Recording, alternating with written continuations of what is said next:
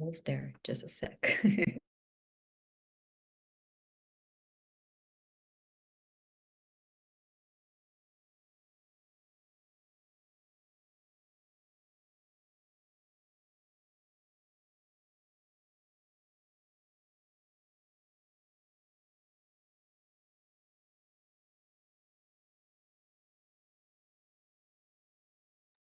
Okay, so we're live as well. Audio whenever you want.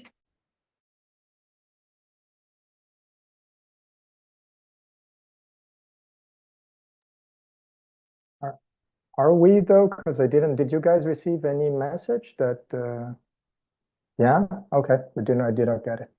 Okay, so very glad to see you all here tonight. It's a great pleasure as always. And we'll be talking about one of the authors that is most beloved by the community, I would say, right? Every time we talk about Edgar Allan Poe, it's a big success. And this time we wanted to try something different because we'll be reading a poem, which is not something that we usually do, right? But since we'll be reading together, like every single word and every single line, so it's a great opportunity for us to get deep into the text. I warn you, it's not the easiest English, right? It's old. So obviously, no one, not even a native speaker, will get 100% without using, dictionaries, without asking some assistance from his or her teacher. Okay. So unless you are the kind of person that reads Os Lusíadas just like an Instagram post, you should have some difficulty. Okay. So if you don't have any difficulty, please tell me what's your secret, because me and Anna, we definitely do also have some trouble. Okay. So let me start sharing the slides with you.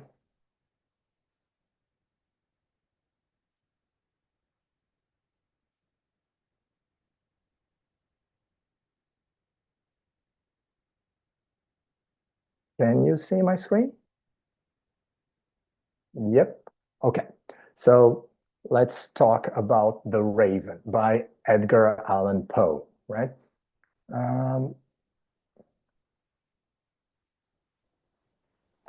and before we start, maybe Anna, would you like to introduce the a book a month?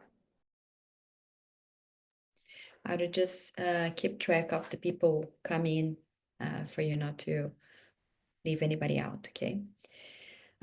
People, thank you very much for joining us. This is the first open class of the year, and we're very glad to begin it with Edgar Allan Poe, very beloved author, right? Actually, in the last few weeks, I have been so pleasantly surprised of how much people like horror in literature in general. I think it's the Nosferatu reason, right? Since the film has been released, everybody's thinking about vampires, crimes, horror, Edgar Allan Poe. So it's good that you're all here also interested in Allan Poe. So for those of you who are joining us for the first time, I'm Anna. I am the teacher and founder of A Book a Month, and I am the one talking to each and every one of you who is here today. So we are very approachable, right? We are the ones who take care of our social media. So whenever you have questions about everything that we do here, just reach out to us and we'll be there for you in WhatsApp as well. I am a teacher, but also I'm a researcher. I'm at the moment doing my second postdoc at the University of Vienna, and I'm going to be teaching here as well in the next semester. And this is the first time that I'm getting in touch with Brazilian literature as a person who thinks that it also might be very challenging for non-native students to read, right? So I think being in the two sides, it's also interesting to think about. Yes. And Audio has also taken a very great part in teaching and also organizing A Book a Month, right? We choose the books together, we choose everything that we read together. And besides being an amazing teacher and also respected researcher. He also hosts a very fun podcast. I know that some of you have reached us through Literatura Viral, and I know you're going to tell him, please come back, and he will. Eventually, he will. We just have to have a little bit more time in life in order to do that in the future. So we both are part of a book a month, and today we're also going to introduce you to our new English teacher as well. She's here with us, but we're going to talk to her a little bit later. And a book a month, for those of you who are getting in touch with us for the first time, is a school of literature, if we can say something like that, right? We're fully dedicated into reading, and we do that through English language, through conversation, through text interpretation, right? So this is a whole very interesting, complex, and very effective method of both improving your reading skills, but also improving your English. And we do it through reading literature. We have been doing it successfully for almost 5 years now. We are about to complete the 5 years. And we're very happy for doing that. It's something that fulfills us very much. And having moments like this, it's something that is very rewarding for us. In today's class, we are going, you can go to the next one, right? Thank you. In today's class, you're going to have a glimpse of the method that we use in one of our courses. In all of our courses, of course, it's something that we talk all the time in our social media. We use literature in order to improve English, in order to use English in conversation, right? But we do it in different types. In certain courses, we read novels. In other courses, we do short stories. And in other courses, also, we do very smaller sizes of literature texts, which is the case, for instance, of reading class, which is a course in which we don't require you to do any kind of reading at home. You just do the reading in class, right? And this is the example of, for instance, reading a poem such as this one by Edgar Allan Poe. And it's something that we do together inside the classroom.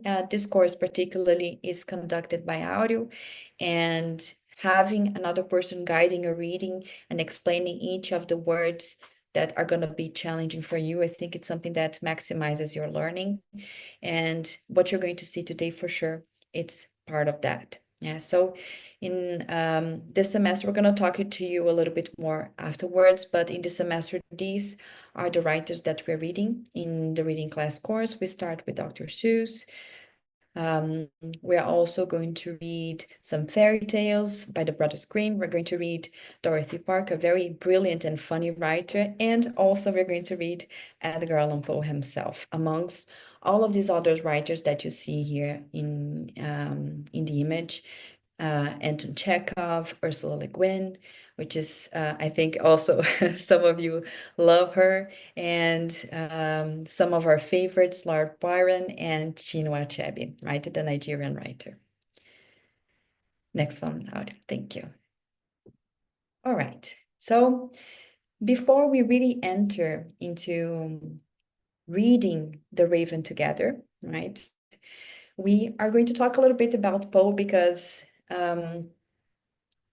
besides having written such interesting stories, all about these themes that we see here in the slides, mystery, the horror, macabre, crime, investigation, right? He has written about a multitude of these somber kinds of topics. He also has had a very interesting but melancholic and mysterious life. Yes, we don't know much about him, not even his life, not even his death. And this is all something that has to do with the kind of mystique that we have developed around Edgar Allan Poe. Yeah.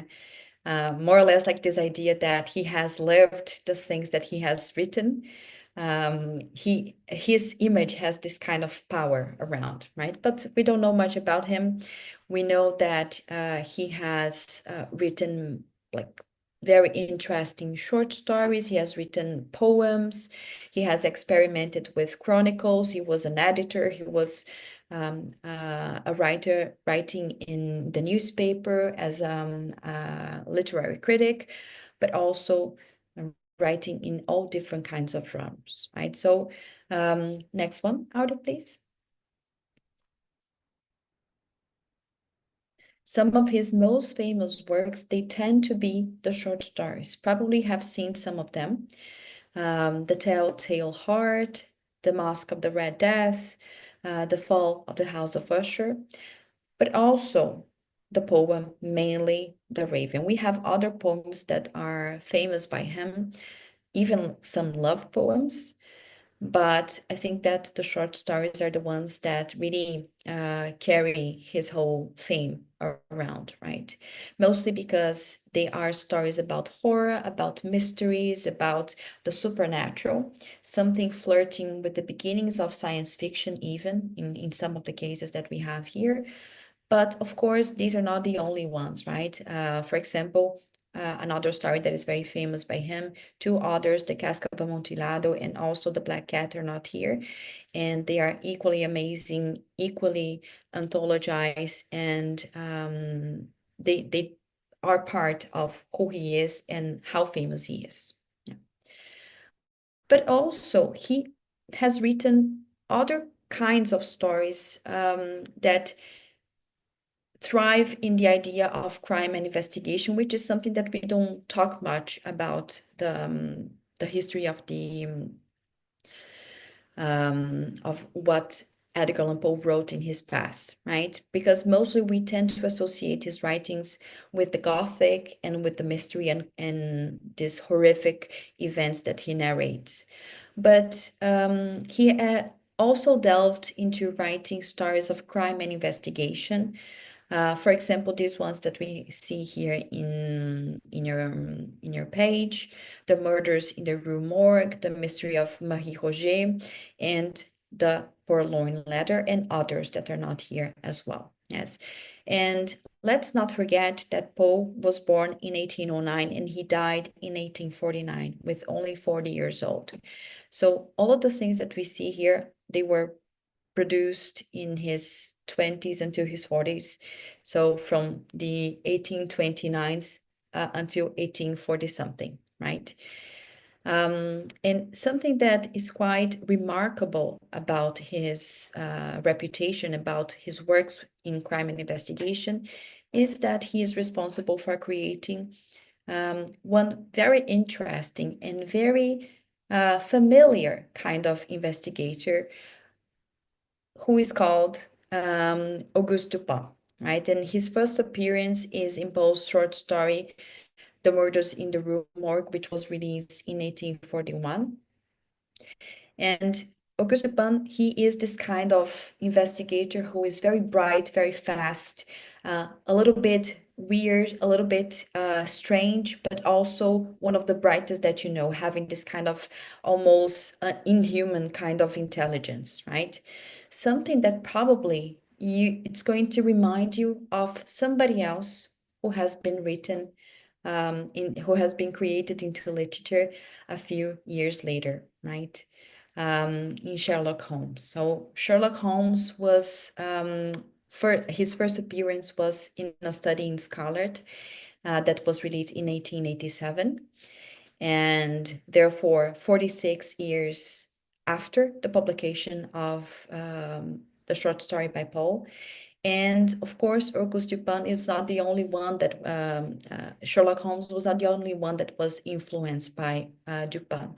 Also, Agatha Christie's investigator, right, is also one of these examples, and many more, right? So if you've never read any of the stories of crime investigation written by Poe, you should give it a try as well, because they are equally interesting, and I'm sure you're going to enjoy to get to know this other side, this other facet of Edgar Allan Poe. Next one, please, Howard. And something that is quite interesting about his biography is that he was one of the first American writers to earn a living by writing. Yes, usually when we think about writers, they tend to have a day job. Yes. So Guimarães Rosa was a doctor and a diplomat. Vinícius de Moraes was also a diplomat and a musician.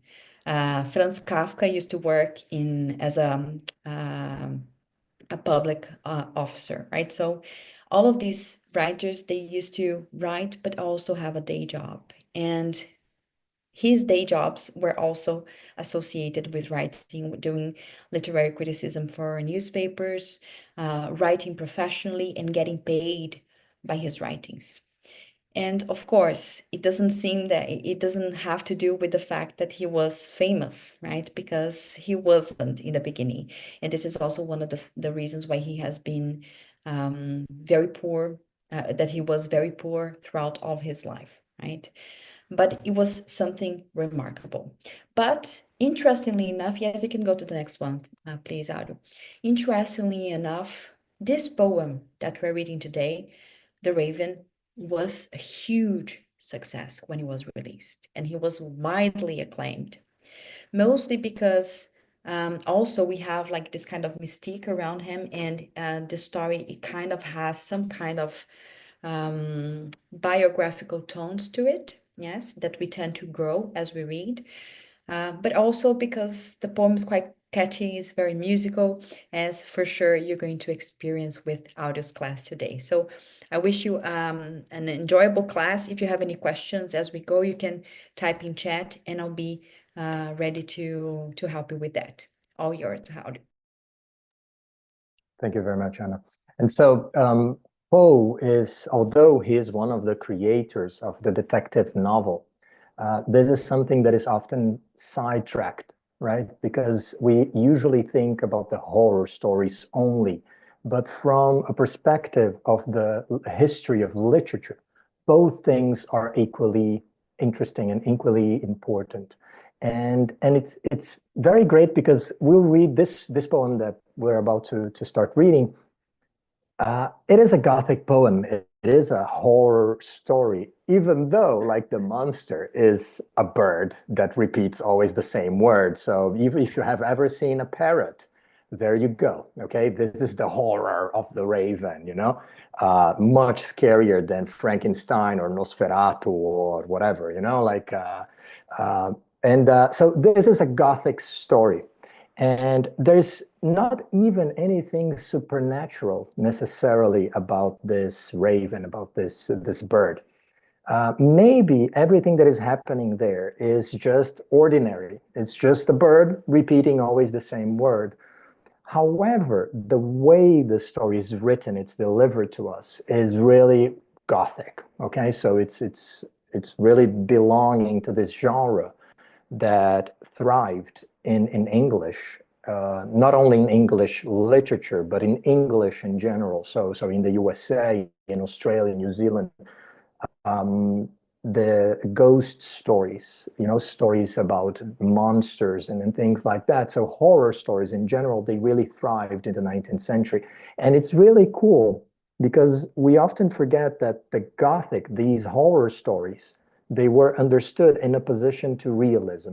Okay, so in Brazil, we have a lot of realism, okay, with Machado de Assis and etc.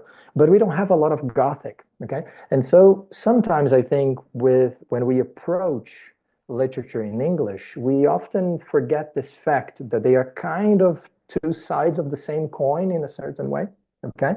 And this is just to give you another introduction to talk about Jane Austen, because in this semester, in my course, in reading class, we'll be reading other short stories by Poe, but in another course, the Big Reads, in which we read long novels, we'll be talking about Jane Austen, who is one of the creators, actually, of the realism as an entire literary movement and a literary school, right? So she's the best. We all love her.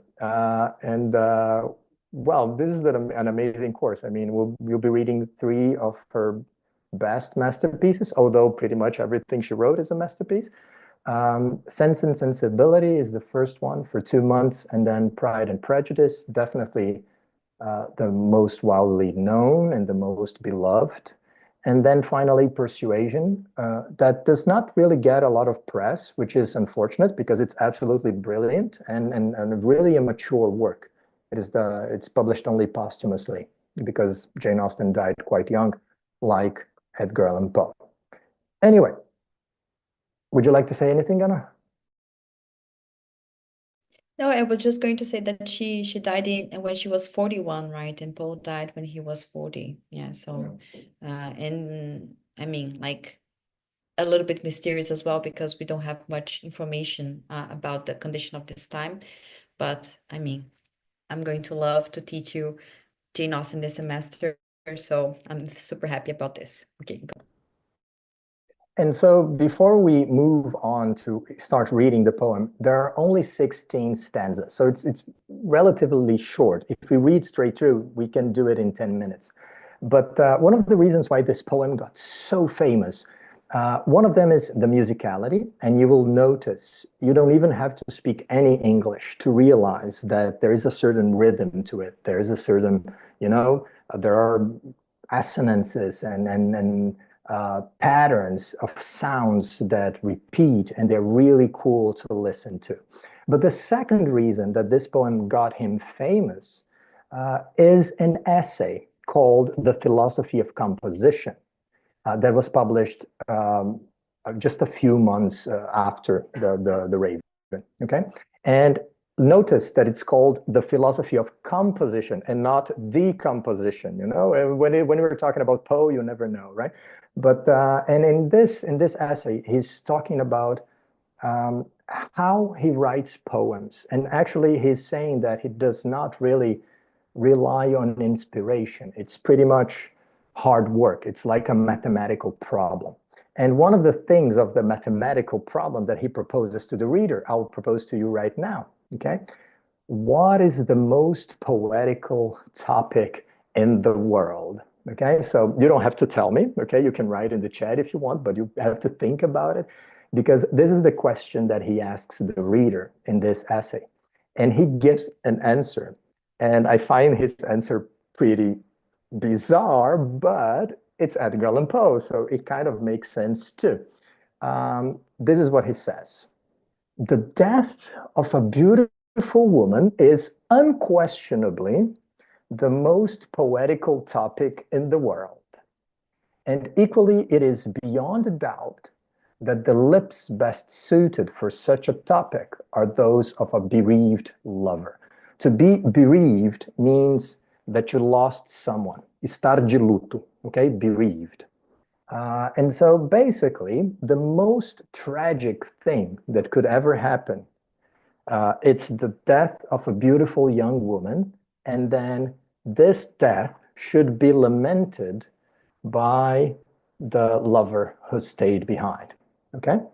And so this is a subject of highest literary potential. And so this is exactly what because he thinks this, he decided to explore this in The Raven. Okay? So basically, this is what the poem is about. It's about a guy, a man, who is mourning the loss of someone. So this woman died. This man has lost his lover. And now he's very sad.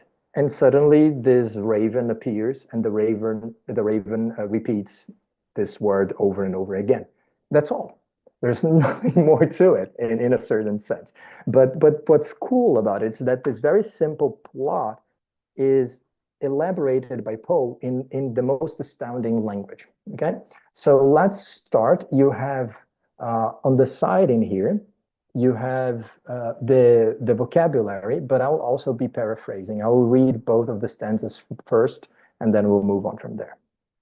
So, the Raven.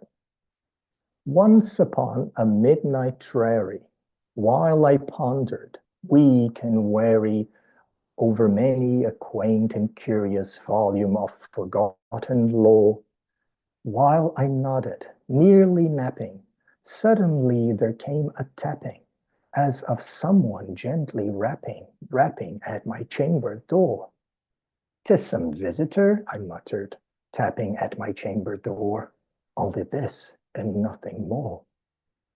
Ah, distinctly I remember It was in the bleak December, and each separate dying ember wrought its ghost upon the floor. Eagerly I wished the morrow, vainly I had sought to borrow from my books surcease of sorrow, sorrow for the lost Lenore, for the rare and radiant maiden whom the angels name Lenore, nameless here forevermore. So let's recap, okay? Once upon not a once upon a time like fables start, right? But era uma vez, no, it's once upon a midnight dreary, okay? So it was midnight. It was not the nicest kind of midnight. It was in the bleak December. I think he already told us this, or yeah, it was in the bleak December. Bleak, it means that it doesn't have a lot of light. And because he's thinking about the United States, and December is winter, so there's not a lot of sun. So he's in the middle of winter. Probably there's snow outside. Later on, we'll catch some details that the wind is howling. Okay, so probably there is some kind of storm going on outside. But he's inside. It's this midnight dreary, and we all know that if you have to meet Nosferatu, it's not going to be in a Starbucks at 2 o'clock, right? It's going to be in a crazy castle in the middle of Transylvania during the dark. So it has to be midnight, right? So it is midnight. And I was thinking while I ponderar, right? I was weak and weary. So weary, like very tired, exhausted. And I was thinking about many curious and weird volumes of forgotten stories. So basically, he's reading a book. That's all it is. Okay, so he's reading books. I think I've added an image in which, yeah, we can see it here. He's reading like a very heavy book and then dreaming about Lenore, and you can see that his room is very well furnished. Okay, and while he's reading his books, something that often happens to students sometimes, while I nodded, nearly napping. So he's reading, and then this happens, like I did this so much during university. So while I nodded, nearly napping, tirar uma soneca to nap, suddenly there came a tapping, cluck, cluck, okay? A knocking, a tapping. Tap dance. Sapateado is tap dance. So to tap is precisely to make that sound, on wood. So suddenly he listens to this sound, and this sound, it is as if someone was gently rapping. To rap is also to strike something, to hit something, okay? So as if someone gently rapping at my chamber door. It is some visitor. This is a contraction. It is some visitor, I muttered, tapping at my chamber door. Only this and nothing more. It's midnight. Suddenly he hears someone knocking at the door of his room. So which means that someone is inside his house. So he already gets kind of scared, I would say. And he's just like, yeah, I listened to something. It's just a visitor. So he's already kind of scared and trying to convince himself that this is not a ghost. Okay. And now he continues. I remember very well. It was in the dark December, and each separate dying ember, as brasas, okay? So there is a fire because it's winter. There's these embers, they rot its ghost upon the floor. So basically, the light of the embers is projecting a very long shadow, okay? And to rot, it's actually it's a past tense of the verb to work, incredibly, okay?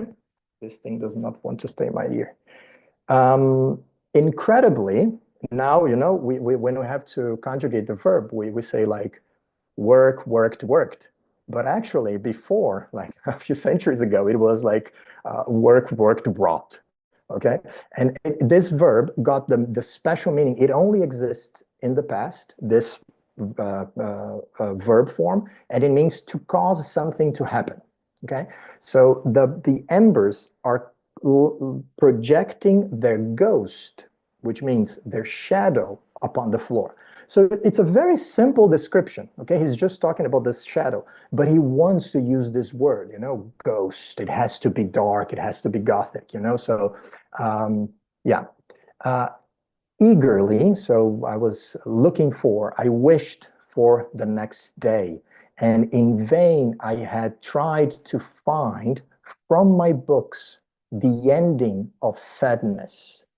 Sadness for the lost Lenore, the name of the lover who died. For the rare and radiant maiden, the Iron Maiden, right? Heavy metal, but actually the maiden, a donzella, right? So the rare and radiant maiden, whom the angels name Lenore, nameless here forevermore, right? So she will not be named in this world because she died. Am I going too fast? Is it good enough? Yeah, cool. Okay, so here we get the drawing. The guy is kind of sleeping. The book has fallen to the ground. He's dreaming about Lenore in here. Yeah, there is the embers are there projecting a crazy shadow and so on. Okay, and the Let, silken. Go uh, ahead. let me just say something because Arthur mentioned in the comments that you have a very deep voice. And it reminded me that Christopher Lee, Saruman, right? If you remember him from The Lord of the Rings, he has a channel on the BBC which he reads ghost stories. And there is a video of him reading The Raven. If you ever want to listen to The Raven in Saruman's voice, in Christopher Lee's voice, very deep, very somber, you're gonna enjoy it. Later on, I can send you the link. Sorry, go. Very good comment. Actually, when I taught this in reading class, we listened to that recording. And I mean, who better than Saruman to read it for you? I think they could only top this if they invited Max Cavalera from Sepultura. I think that's the only thing that could go even further. But anyway, let's continue. And the silken, sad, uncertain rustling of each purple curtain thrilled me, filled me with fantastic terrors never felt before. So that now, to still the beating of my heart, I stood repeating, it is some visitor entreating entrance at my chamber door. Some late visitor entreating entrance at my chamber door. This is it, this it is, and nothing more. Presently my soul grew stronger, hesitating then no longer. Sir, said I, or madam, truly your forgiveness I implore. But the fact is, I was snapping, and so gently you came rapping, and so faintly you came tapping, tapping at my chamber door, that I scarce was sure I heard you. Here I opened wide the door. Darkness there, and nothing more. So basically, he listens to this knock. He kind of wakes up and he's a bit scared. He's like, yeah, it's some visitor, but it's weird. It's midnight. I mean, and then the the curtains, sorry, okay, they are purple. They are rustling. Rustling is this soft sound that tissue makes, or paper, okay? And they are silken, so made of silk, okay? This very fine material from China. This purple curtain, the sound, it's filling me, it's thrilling me, so it's scaring me, it's filling me with fantastic terrors. So everything has to be very exaggerated, right? After all, it's a Gothic, right? So that now, to still the beating of my heart, he repeats to himself to make him more courageous, right? It's just a visitor, it's just a visitor, wanting to enter my room. And so because of this, so then my soul grew stronger, which means I got some courage. And hesitating no longer, he opens the door very wide. So very dramatic thing. He would not mind. He clearly does not live in Brazil, right? Because you would open maybe 2 centimeters just to look but definitely not open the door like that. But anyway, and then he's like, sir or madam, truly your forgiveness are important. So he's actually just explaining himself. I didn't open the door before because I was sleeping. I'm sorry. And I could not hear because your knock was not so loud. Okay. But there's nothing there. It's just darkness and nothing more. Okay. Deep into that darkness, peering, long I stood there, wondering, fearing, doubting, dreaming dreams no mortal ever dared to dream before. But the silence was unbroken, and the stillness gave no token, and the only word there spoken was the whispered word, Lenore? This I whispered, and an echo murmured back the word, Lenore. Merely this, and nothing more. Back into the chamber turning, all my soul within me burning. Soon again I heard a tapping somewhat louder than before. Surely, said I, surely that is something at my window lattice. Let me see then what thereat is, and this mystery explore. Let my heart be still a moment, and this mystery explore. 'Tis the wind, and nothing more. Okay, so he opened the door. There was no one there. But his mind, he was already thinking about ghosts. You know, the shadow was a ghost, and his mind was filled with terrors because of the curtain. The curtain was making a noise, and then this guy's already scared. And so deep, when he opens the door, it's dark, and he peers. Okay, to peer is to when you close your eyes to try to read better. You know, so like this is to peer. So he peers into the darkness. And long he stood there thinking about it, wondering, with fear, with doubt. Okay. And what he's wondering is, oh my God, is this the ghost of Lenore? This is what he's thinking about. Okay. Because the silence was unbroken. So it was dead quiet. And the stillness gave no sign, okay, that it would change. Only the only thing that was said was the whispered word Lenore. This I whispered. So he says, Lenore? He's staring into the darkness because he knows that someone knocked at his door. And so he's maybe waiting for her ghost. Okay. But there's nothing. So he's kind of disappointed. He goes back into his chamber. Okay. And with my soul, his soul is burning. And then he hears it again. Okay. So I heard a tapping somewhat louder than before. So now it's stronger. And now he realizes that it's not coming from the door, it's actually coming from the window because he says, it is something at my window lattice. A lattice is this kind of window in here. Okay. 100 years ago, to get a full glass was very expensive. And if you get a crack, you have to change all the glass, you know? So in order to protect, you would make the glass with iron inside it, with iron frames, because if it breaks, you can just change that little piece over there, and then it's much cheaper and it's more resistant as well to the wind and things like that. So the lattice is this iron thing in here that you only really get in Gothic buildings. So his house apparently looks like Dracula's castle or something, because this is the kind of thing that it has to look like, obviously. Um, yeah, so he says, yeah, there's someone in my window, and it is, I will explore this mystery. And then he tells himself again, it's just the wind and nothing more. So before it was a visitor, and now it is just the wind. So, and I find, there's even some level of humor in here too. Okay. And I think this is often one of the things that we fail to appreciate in the Gothic, because the Gothic is so over the top, right? When we read Poe, you get everything. Incest, cannibalism, murder, everything possible and imaginable. Like you're like, what, really, Poe? But sometimes they're so exaggerated, really, that they kind of blend into a movie by Zé do Caixão. It's more like it becomes kind of funny too, and and this is also a part of the genre. The authors, they were very conscious of this, and I think that's exactly what Poe is doing in here. Okay, he's showing to us, this character is telling us how he's interacting with the sound, and he's telling us that he's very courageous, but actually we can see by the way he acts that he's not.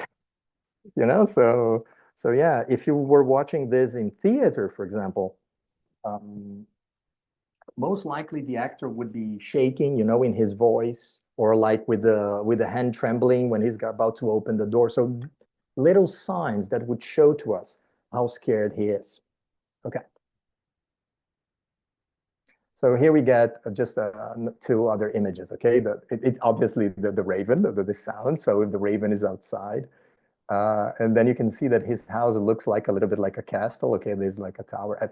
These are not the original images. Many of Poe's stories, they were published with images, okay? Images in the 19th century, they were not only for kids. Nearly all books for adults in the English-speaking world, they always had images. It's very common. But these ones, they are French images made by Gustave Doré. And so let me just, so they're coming after. Would you like to say something, Anna? Yes, I was just going to mention that when we read this poem, we might think, oh, that's so supernatural, right? That a raven could create all this kind of ambience of horror and fear. But then I dare you to Google ravens speaking nevermore, and you're going to find things that will prevent you from sleeping for a week. And then we talk again, right? This is true. We did this when I taught this in reading class. We had two classes to discuss this poem so we could do it with more details. And we watched one of those videos, or two of those videos actually, and it's scary. It's like Livermore. It's very deep and then strange. So yeah, you can get it why that is the case, right? Okay, so let's go on. Uh, Open here I flung the shutter, when with many a flirt and flutter in there stepped a stately raven of the saintly days of yore. Not the least obeisance made he, not a minute stopped or stayed he, but with mien of lord or lady perched above my chamber door, perched above a bust of Pallas, just above my chamber door, perched and sat, and nothing more. Then this ebony bird beguiling my sad fancy into smiling by the grave and stern decorum of the countenance it wore. Thou thy crest be shorn and shaven, thou, I said, art sure no craven, ghastly gleam, an ancient raven, wandering from the nightly shore. Tell me what thy lordy name is on the night's Plutonian shore. Quoth the raven, nevermore. We have to imagine the bird saying like this. It's also sound kind of ridiculous because it's not, the bird is not like never, you know, you imagine a parrot saying this, okay? So yeah, so basically the raven flies in and you can see that this guy loves language, right? He loves to speak in a complicated way. He's using thou, you know, and thy name. This is Shakespearean English. People do not speak like this for at least the past 500 years. So really, it's like, I don't know. It's like if someone started to use Voss and then you know, but using it right, not like they do in the parliament. You know, like in Congresso, they're using it in the right way. We don't really do that, and it sounds super weird actually. Okay, so here I opened the window and with a lot of flirt and flutter. This is to moving in a special way. This is the way the birds move, okay? Like when they, yeah, agitated in aimless manner. So you know when chicken, they kind of try, they are walking, but they try to fly, okay? This is to flirt and flutter, okay? So with a lot of strange movements, entered a raven, but this raven is a stately raven, stately in the sense of having a certain arrogance, like a diplomat, okay, like a head of state, okay, and he looks like the saintly days of yore, of long ago, of the past, okay. Yore, it's a beautiful word to say the past.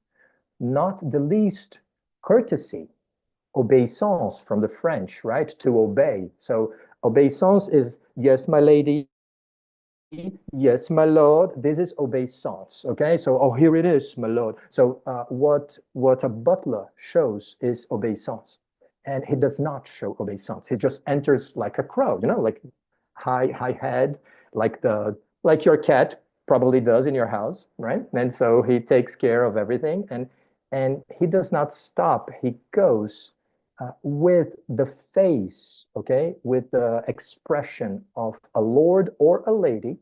He perched the perch, el pulero. Okay, so he sat above my chamber door, perched upon a bust of Pallas just above my chamber door. So this is what is happening. He goes in and he sits down above his door. There is a bust of Pallas. Pallas Athena is her name in Greek, right? So Athenas, right? And like the city, but her first name is Pallas. Often in poetry, she's called this way too. The goddess of wisdom, okay? Goddess of many things, actually, but she appears on the epic poems and so on. And so he sits on top of her. And then there's also a lamp. So he's looking like a saint or some kind of supernatural being now, right? And and then the guy wants to make a joke actually, because when he sees the bird entering, he's surprised. And so when I saw this black bird, okay, ebony is a very dark wood, uh, ebony, I think in Portuguese, and it seduced my sad thoughts, my sad memories into smiling. So he forgot about for just a minute, he forgets about his sadness and he smiles because of this crazy bird. And because he looks grave and he looks stern, right? So because he's acting very arrogant. Uh, and now he talks to the bird as if he was someone very important. And so this is why he starts using thou and thy, because this is how you talk to a king. Okay. So though thy crest is shorn and shaven, so basically the crest is, a crista, right? So he's in a bad shape, basically. I said, you are sure no craven, ghastly, grim, and ancient raven. So you're not just any raven, right? You're not some ugly, horrendous raven. That is just wandering, going around in the nightly shore. No, no litoral da noite, basically. Tell me what your name is. Thy means your, okay? Tell me what your lordly name is on the night's Plutonian shore. So basically, what is your name? Um, what is important in here is that he's invoking Pluto. After talking of Athena, he's talking about Pluto. And Pluto is the god of the underworld, which is the equivalent of the Greek hell, right? When you die, you go to Hades, and in Hades, you will find Pluto. And so what is important in here is just the invocation of this idea, right? And then the raven replies with his name, apparently, Nevermore. Okay. So that's it. He's just having fun. He's saying, like, "Wow, you look so important. Oh my Lord, what is your name?" And then the bird replies. And then he gets taken aback by this reply. Okay. He's like, "Whoa, I was making a joke, and apparently he understood me." Okay. So let's see what's going on. Much I marveled this ungainly fowl, to hear discourse so plainly. Thou its answer little meaning, little relevancy bore. For we cannot help agreeing that no living human being ever yet was blessed with seeing bird above his chamber door, bird or beast upon the sculptured bust above his chamber door, with such name as Nevermore. But the raven, sitting lonely on the placid bust, spoke only that one word, as if his soul in that one word he did outpour. Nothing farther than he uttered, not a feather than he fluttered, till I scarcely more than muttered, other friends have flown before. On the morrow he will leave me, as my hopes have flown before. The bird said, Nevermore. Okay, so I was very surprised. I laughed at this weird bird. Okay, fowl It's actually a word for bird that does not exist in Portuguese, but it's like galináceos in general. So galinha d'Angola, for example, right here is a kind of fowl. So he's kind of making fun of the bird of the raven too. Okay, and so I thought it was funny that this weird bird would talk so directly, so plainly.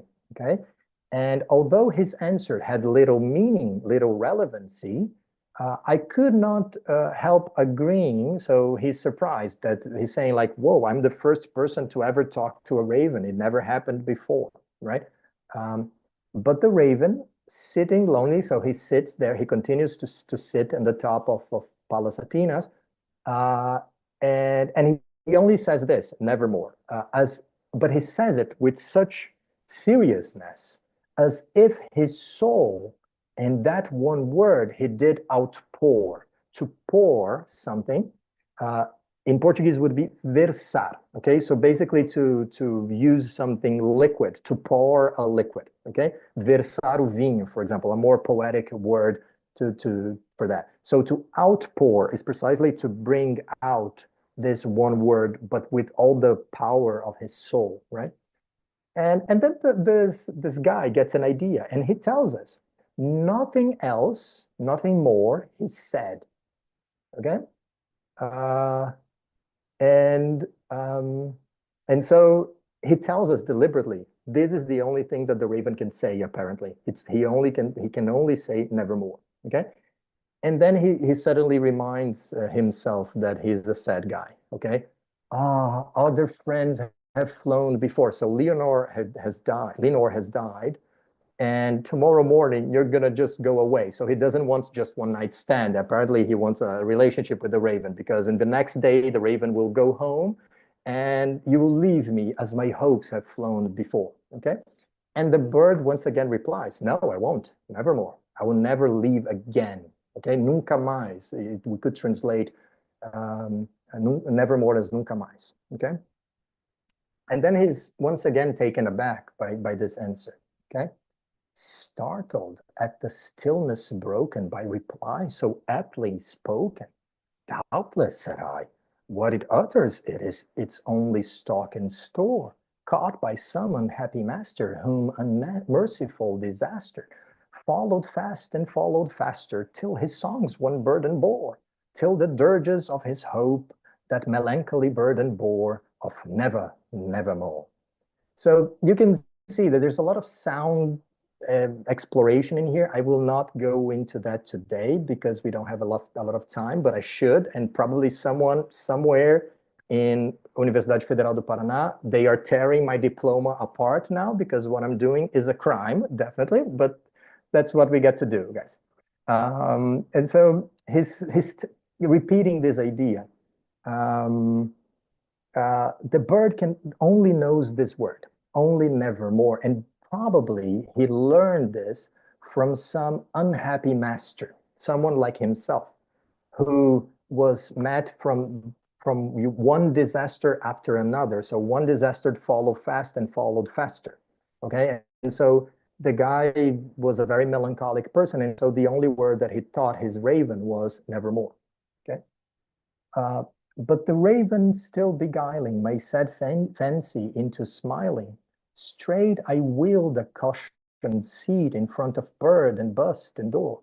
Then upon the velvet sinking, I betook myself to linking fancy unto fencing, thinking what this ominous bird of yore, what this grim, ungainly, ghastly, gaunt, and ominous bird of yore meant in croaking nevermore.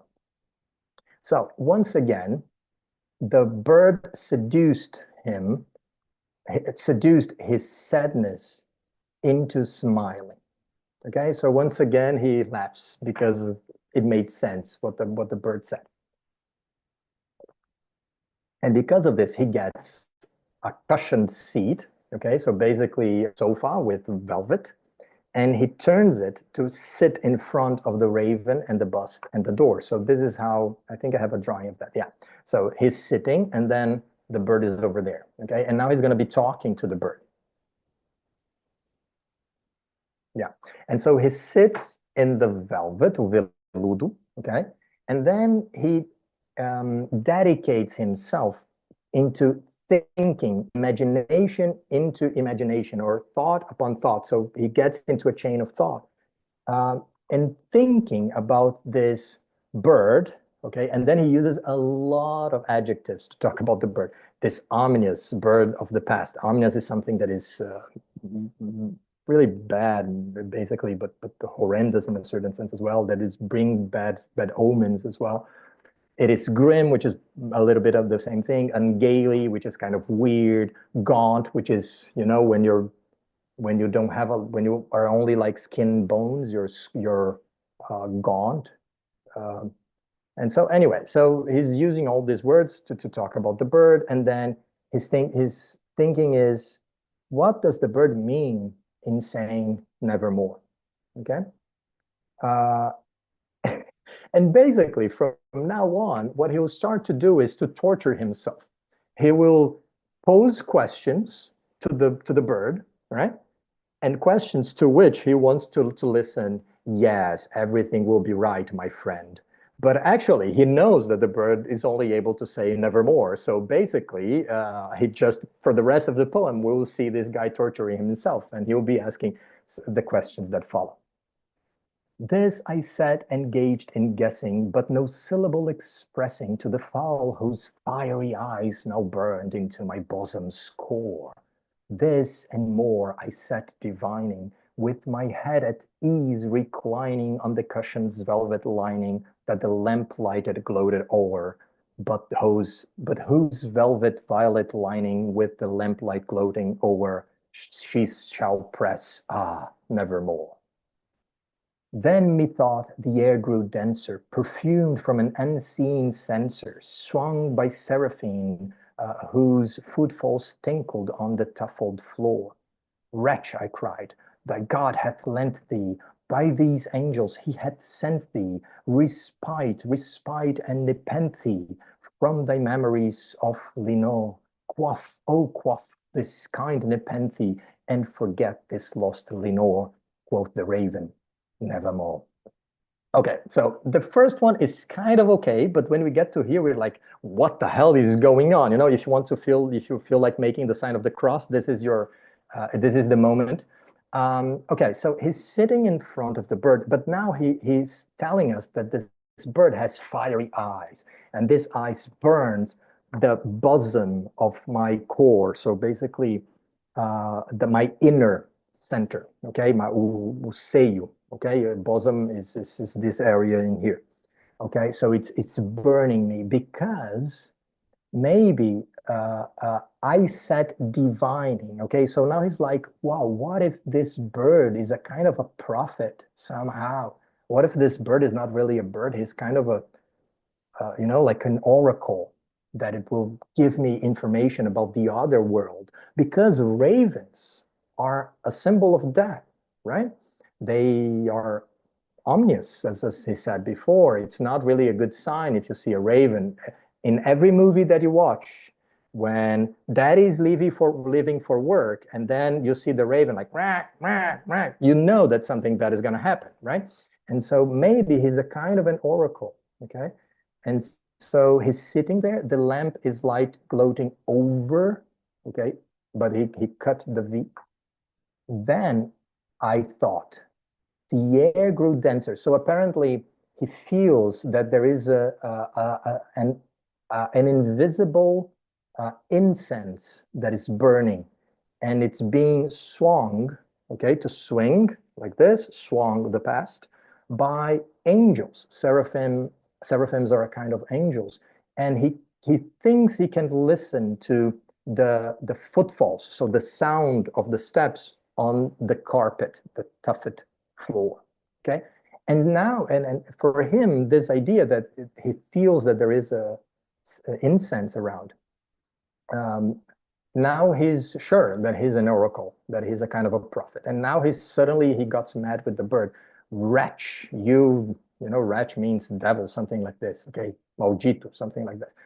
Wretch, I cried, thy God hath lent thee, by these angels he hath sent thee respite and nepenthe. Okay, respite, consolation, something like that, and nepenthe It's coming straight from the Greek. Nepenthe is a potion that appears in the Odyssey, and it is basically a potion to make you forget about your sorrows. Okay, so some kind of alcohol, I guess, or other stuff, but yeah, and so they when they drink this in the Odyssey, they immediately forget about all the sadness. So this is what he wants. He wants nepenthe because he will stop suffering from the memories of Lenore. Oh, drink. Oh, give me. I will drink. To quaff is to drink, to swallow. Okay, to forget the lost Lenore because he's suffering so much. Okay, so this is the image that we got in here. This is the idea. He's imagining these angels flying around. We're almost there, guys. Um, Prophet, said I. Would you like to say something?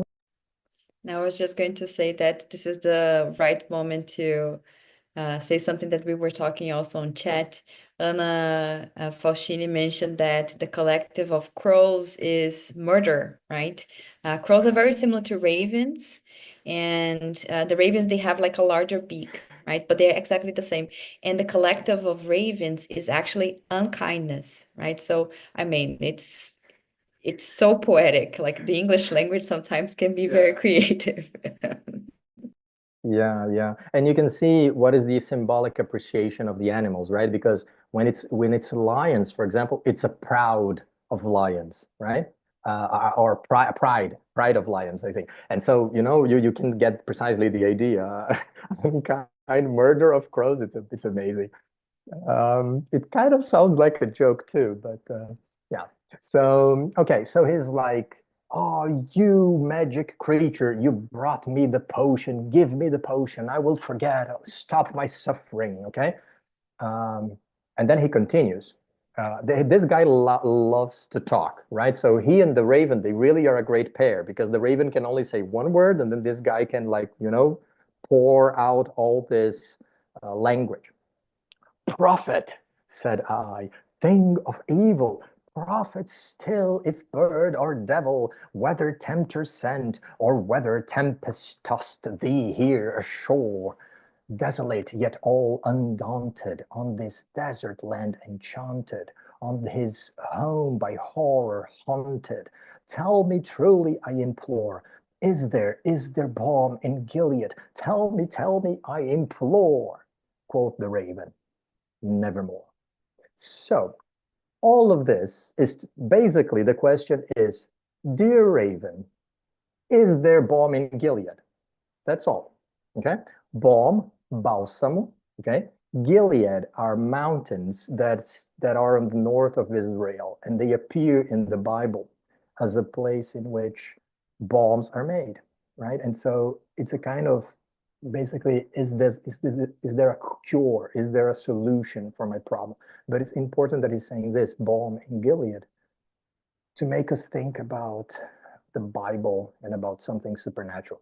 All the rest is just verborage, basically. Okay, you prophet, you think of evil, you who were sent, you were, pushed by the tempest, and so on and so on. Okay, so basically, I implore, tell me, is there balm in Gilead? Tell me, I implore.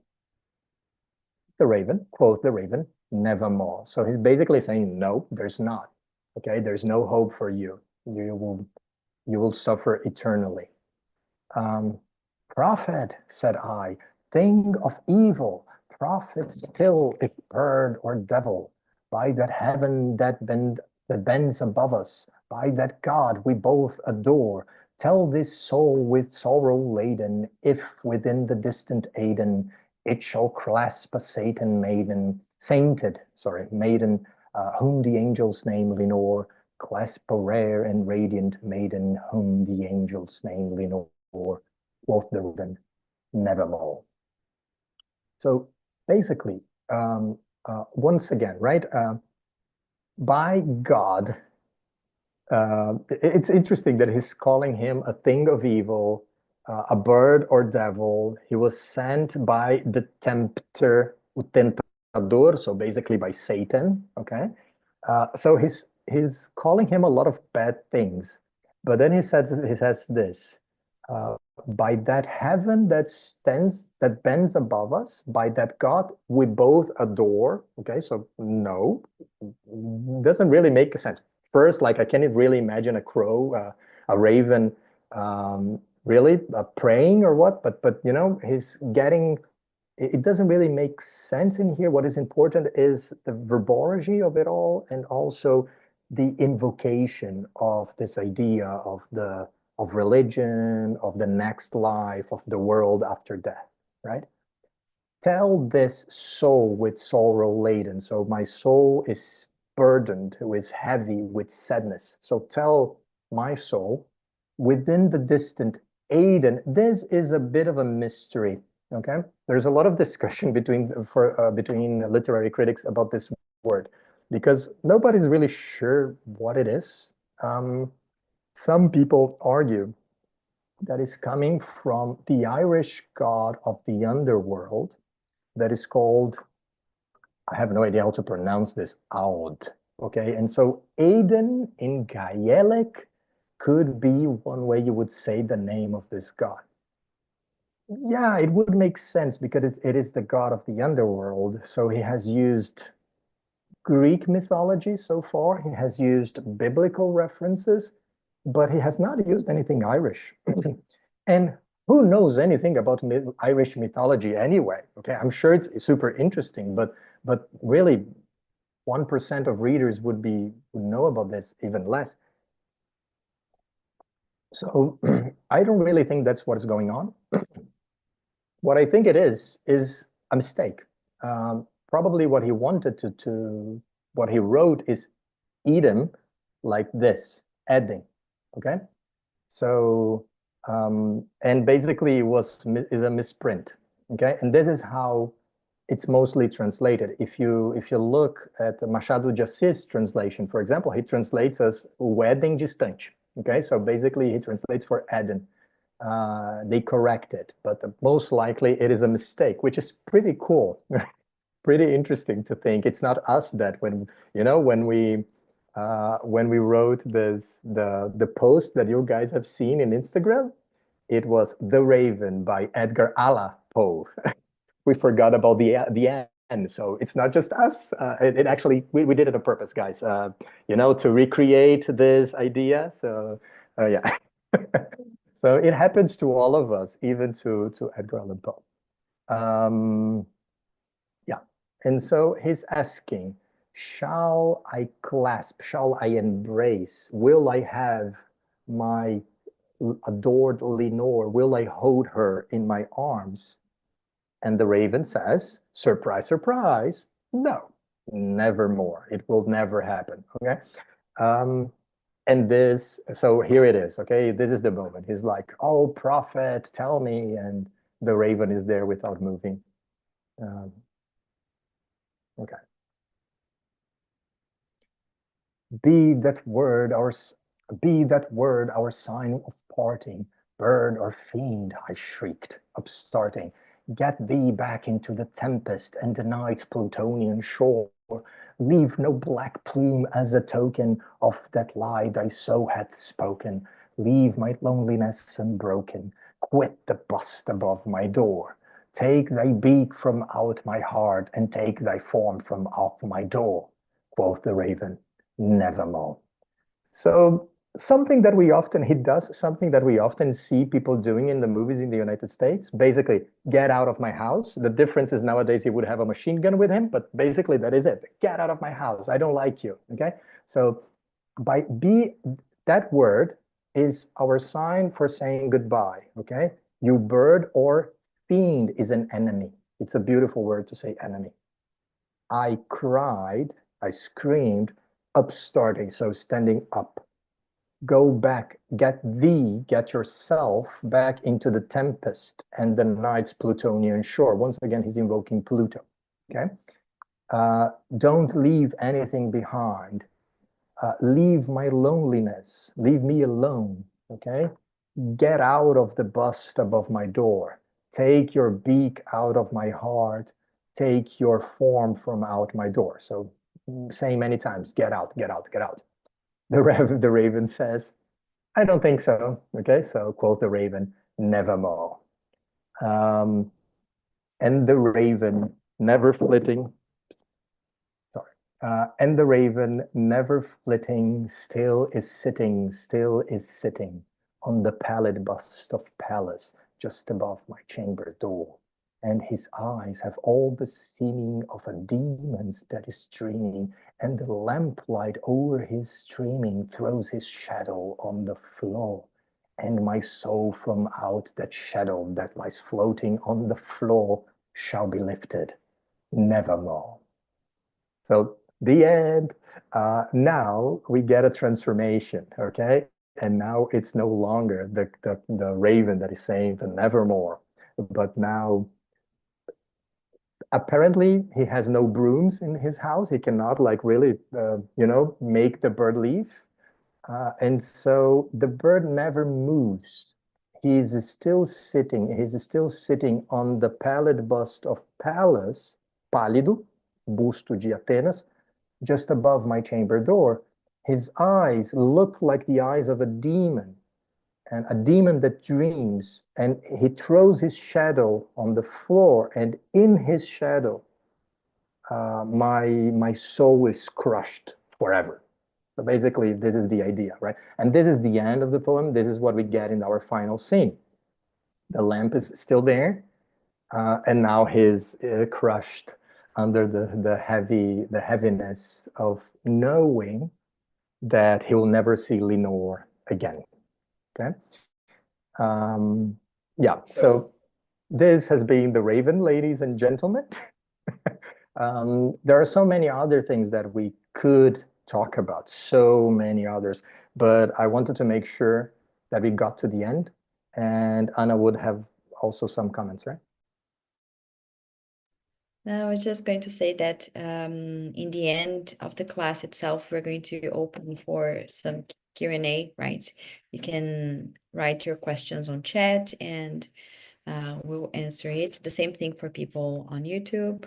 But just so you're wondering if perhaps the poems by the short stories by Poe are as poetic as The Raven or any other of his poems, and I think that to some extent they are, right? They are very beautifully written, and he's a very talented writer, very musical, and it's really enjoyable. I think he's one of those writers that is really enjoyable for you to really hear the the piece of work that we're reading through an audiobook or through somebody reading. This is why I mentioned Christopher Lee's reading. And there is another channel that we really enjoy that you can listen to any of the audiobooks by of the short stories by Paul, which is called the Horror Babble. Yeah, it's one of our favorites, and I can leave the maybe while I'm speaking out, you can look for the link and can link on the chat as well. And not only Poe, right? Lovecraft too. I mean, like he has recorded in Horror Babel the entire Lovecraft, pretty much everything that is horror. This guy has recorded, and his voice is absolutely. Don't listen to it at night, okay? It's super scary. Yeah, go on, Anna. And it's amazing. And also in this channel, they have stories by Bram Stoker and Shirley Jackson, who are like, of course, also horror writers and terror writing as well, right? And this is something that is going to be a part of our discussions in also the short stories course, which is another version of the courses that we have in a book a month. And in this one, besides reading very famous authors as Bram Stoker himself, the author of Dracula, whom I don't know if you did know that, but he also wrote some quite interesting short stories, one of which was supposed to integrate Dracula itself, and in the end it didn't, right? So this is one of the things that we're going to read in the short stories this month. You can see that all of us, we have been very much inspired about the Gothic horror vibe that has been emanating in a book a month since the end of the last year, because we finished the year reading Carmilla by Sheridan Le Fanu, and which is one of the greatest vampire stories that there has ever been written, and inspired Bram Stoker himself. Yeah. So if you'd like to read short stories, we also have the short stories course, which is a weekly course, which doesn't demand that much from you in terms of dedication to reading outside of the classroom, about 30 to 40 minutes a week, at most tops an hour, but it's not that much, right? And in this year, we have a stellar haul of very good and amazing writers of the English language, like Bram Stoker, Shirley Jackson, William Faulkner, Catherine Mansfield, Oscar Wilde, George Saunders, Anthony Doerr, and Nadine Gordimer. But also, we're going to read some in translation. For instance, Hermann Hesse, the author of Siddhartha and Steppenwolf, and also Hans Christian Andersen, um, that you very much know for the authorship of The Little Mermaid, right? And we have this course, which is something that we do, like the meetings are weekly. We have the 2 days a week. You can alternate in between them. And it's a nice round for you to get to know different authors from different parts of the world and different styles as well. Yes. Um, I teach the short stories course and also the novels intermediate. And in this year, we're talking about one of the truly universal themes that there aren't many universal themes, right? In literature and all around, but in literature itself, I think first love is one of the things that we can really talk about as being like closer to being universal. And this is going to be the theme that we're going to approach in the Novels Intermediate course, which is a bi-weekly course, quinzenal, right? We meet every 2 weeks and we have a 2 hour meeting on these dates that you have here on the upper right corner. And we start the semester by reading one of the true classics of children's literature, which is not only profitable by children, The Little Prince. I have great memories with The Little Prince being read by my mother when I was a child, but I also have just reread it preparing for the course, and I find it equally amazing. Yes, we're also going to introduce you some beautiful pieces of work, which probably for you might be a novelty. The Secret Diary of Adrian Mole by Sue Townsend is like a young adult novel. We're also reading other stellar authors like the Russian author Ivan Turgenev with his First Love, and Japanese author Haruki Murakami with his Gothic Kafkian vibes in Sputnik Sweetheart. And we end the semester by reading the first lady who has ever been nominated and won the Pulitzer Prize for fiction, Edith Wharton, that we read the last semester in the short stories course, and she was a big hit, right, Leland? Everybody enjoyed reading her. And we're reading Ethan from, which is also a story, very touching, very disheartening as well. Next to you, Audio, please. And then, guys, so we have 3 different courses in which you read a book a month, right? So one of them is the Novels Intermediate, which offers easier readings, but not adapted in any way. It's just that we choose books that are not necessarily less complex. They are also great works of art, but they're just like linguistically easier to understand. Shorter sentences, easier vocabulary. So the Novels Intermediate is a great place to start. But then Novels Advanced, it's the course I teach, also once every 2 weeks. And we'll be talking about realism and psychology. So we'll be reading These Great People. Let's start with The Great Gatsby by Fitzgerald, one of the so-called great American novels. We'll move on to Dostoevsky, who really needs no introduction. I mean, it's Dostoevsky. We'll read him in translation, obviously. And then we'll move on to Nabokov, who is also Russian, but writes in English. And we'll read his very polemic book, Lolita, very experimental, uh, very interesting, very ironic too. So we will have a lot of discussions and very interesting ones, that's for sure. Then we move on to George Eliot, one of the great stars of English literature. She's not so widely known, definitely not as widely known as Jane Austen, for example, but she's just as great. She's absolutely amazing. I I think that's just better than Balzac, for example, who is everybody knows Balzac, and George Eliot is really incredible. We'll be reading her Silas Marner, a very beautiful story about a very solitary person, and then this guy finds a child abandoned in the woods, and then he takes care of this child as if it was his daughter, and then his life changes completely. So it's a very beautiful story, even with profound psychological exploration. And finally, we'll move on to John Steinbeck, who won the Nobel Prize and the Pulitzer Prize. It's absolutely amazing, and Of Mice and Men is obligatory reading in high schools in the United States, in many places.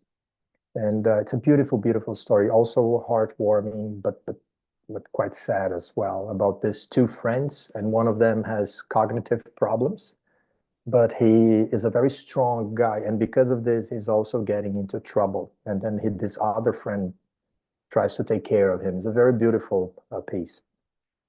And so, go on, Anna, go on.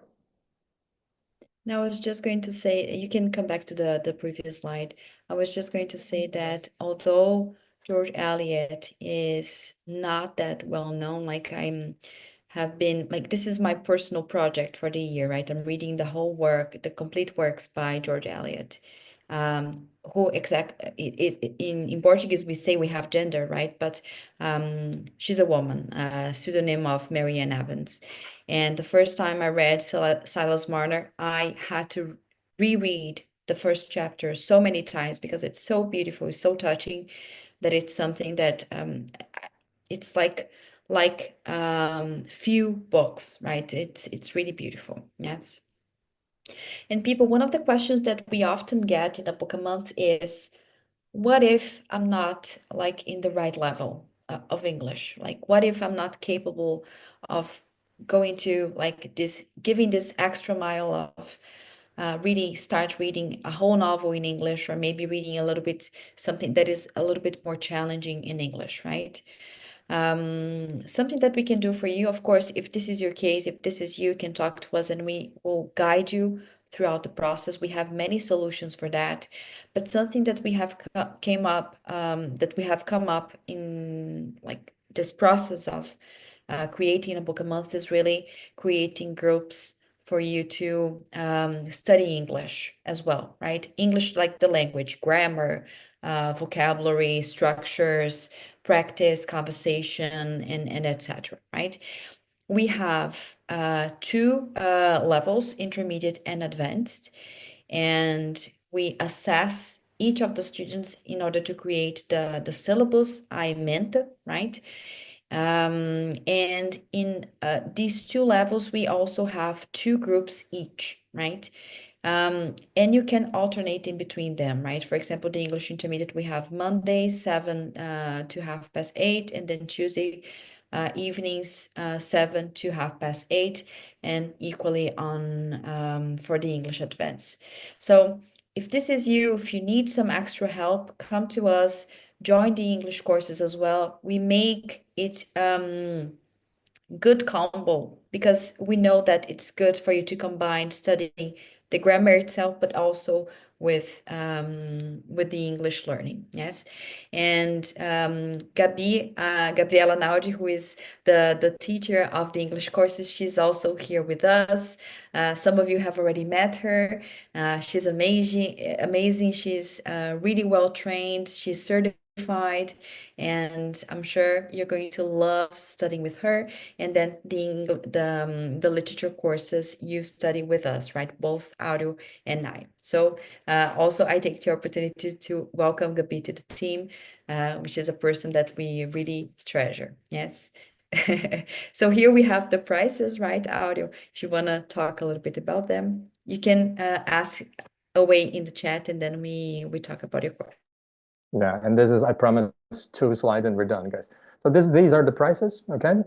If you combine literature courses, more than one literature course, or literature and English, you get big promotions, so big combos and discounts. So have a look. You can find it in the website. You can find it in the Instagram. So it's very easy to locate.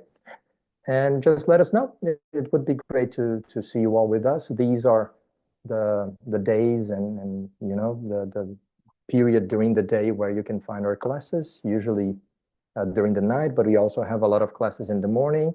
One of the things that our students they can do is they can come in any class of their level, right? So if you could not come on the Thursday on the novels advance, you could come on the Saturday if you please. So you have some freedom to exchange.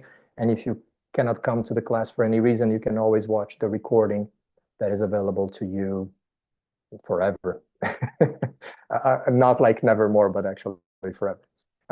And that's it, guys. The classes start on the 3rd of February. If anything, will be joining us. And thank you so much for your time and your company. It was great.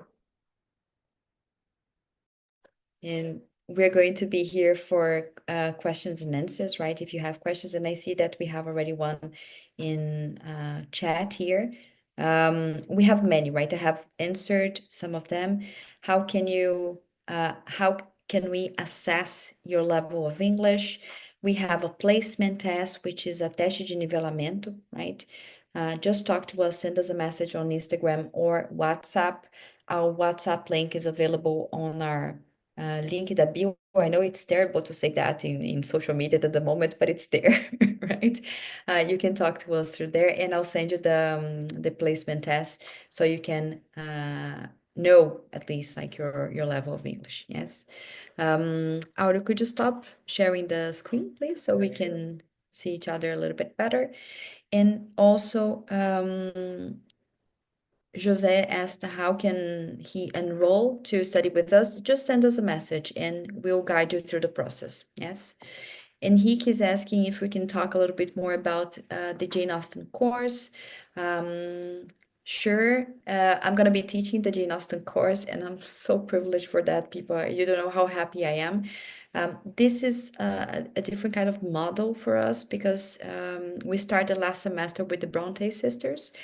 We read slowly because these novels, they are complex and very long. Yes. 19th century or 18th century English, they demand of the reader. So we do it slowly. So each of the first two novels by Jane Austen, we're reading in 2 months each. So we start with Sense and Sensibility, and we read it throughout February and March. And then in April and May, we begin working with Pride and Prejudice, and we end up the semester by reading Persuasion, right? So it's also a bi-weekly course, right? We meet twice a month, but we stay for the first like two books, which are longer, we stay with the same book for 2 months. So for the ones who have taken the course last semester with the Bronte sisters, you can tell them that we have been very thorough, right? We have really studied the courses, right? The books. So it's an adventure to read the same authors for a whole semester, and I'm sure you will enjoy it, right? I'm not sure if I answered everything that you would like to know, Henrique. If you have any other questions, just let us know here on chat. Do you have any other questions, people? I have read the entire chat right now, and I had to control myself not to laugh because there are so many great jokes out there. So yeah, guys, we're very glad that you liked it. Someone, I think Lohani was asking why some of the words have capital letters, like hope and disaster, and this is kind of common in poetry, right? Often to personalize it a little bit or to give it just some more emphasis. I think in this case, we don't really get that much meaning, okay? Especially when we consider there is a probable orthography issue, right? A misprint. And so I don't think we should give it a lot of importance. But in some other literary works, it has, if you're reading Virginia Woolf, for example, She has very tight control over what is going on the page. So if there is a capital letter, this is the kind of questions you should be asking. Why is this in capital? Uh, Often we don't know the answer, but it's very important that we ask the question in the first place, right? This is where literary criticism and good interpretations, they come from such questions. So well done. Emily Dixon does a lot of that. That's true. Yeah. Guys, I think that's it for tonight. Thank you so much for Thank your you. time and your presence. Yes, Anna, go ahead. No, I was just going to thank everybody. If you have any questions, just you can reach out to us. In the course, okay, Joanna had just asked, like, if the course, do students get to speak or just type question? No, you get to speak, right? Because here we had almost 100 people. So, I mean, in class you have like 10, right? I mean, we would love to hear what each and every one of you want to say about the course, about the text itself, but it's like, it's not feasible, right? But in class, we have plenty of time. Even with the larger groups, we have like breakout sessions in Zoom and we can do the speaking, right? So don't worry, yeah, because you have plenty of time to share all your thoughts in what we're reading, okay? Thank you so much, everybody, then. It was a great pleasure. See you soon. Cheers. Thank you, everyone. Bye-bye.